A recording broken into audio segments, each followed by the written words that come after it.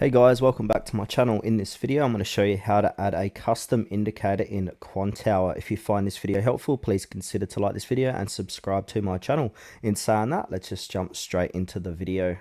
Okay, the first thing what we need to do is open up Quantower and log into your workspace. And then from here, now the next thing you need to do is open up your chart. So click onto the Quantex logo on the top left and we got different charts here.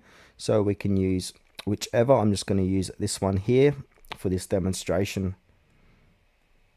Now, in order to add an indicator, on the left hand side we've got different tabs here. Click on the one, the top left, that says indicator, and now you're going to have indicators are going to appear like so. And now simply choose which indicator you would like to use.